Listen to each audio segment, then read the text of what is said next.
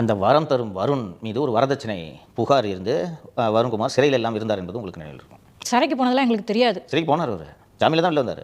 என்கிட்ட சொன்னார் இந்த கதையை. நான் சிறைக்கு போகும்போது பிரபல சிலை கடத்தல் மன்னன் திரு சுபாஷ் கபூர் அவர்களோடு தான் நான் சிறையில் இருந்தேன், ஜாமீன்லேருந்து வெளியில் வந்தேன் என்று சொன்னார். உச்சநீதிமன்றம் வரைக்கும் போய் ஷீ இஸ் ஃபைட்டர் அந்த பொண்ணு.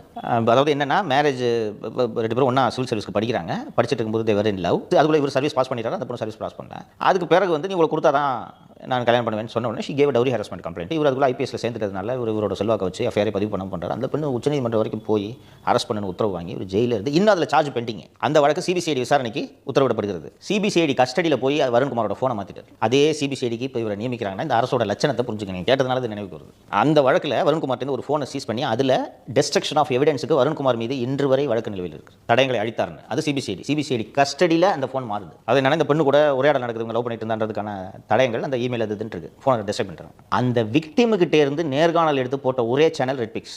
வருண்குமாருக்கு மற்ற சேனல்லாம் கம்முன்னு இருக்கிறான், நீ மட்டும் எடுத்து போடுறியா பாக்குறியா?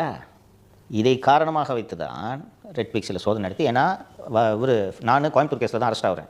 ஃபெலிக்ஸ் கைதானது திருச்சி வழக்கில். ஃபெலிக்ஸை டெல்லிக்கு போய் டீம் அனுப்பிச்சு டெல்லி கோர்ட்டை ப்ரொடியூஸ் கூட பண்ணாமல் கடத்திக்கிட்டு வந்து ஃபெலிக்ஸை கொண்டு வந்து இங்கே திருச்சி கேஸில் அரெஸ்ட் பண்ணி ரிமாண்ட் பண்ணி இந்த மென்டல் அதிகாரி பெண் காவலர்களையாக போட்டு ஃபெலிக்ஸை என்னையாவது வண்டியில் கூட்டு போனாங்க. ஃபெலிக்ஸை பஸ்ஸில் கூட்டு போனாங்க, கவர்மெண்ட் பஸ்ஸில். இந்த வேலையெல்லாம் பண்ணது இந்த அதிகாரி.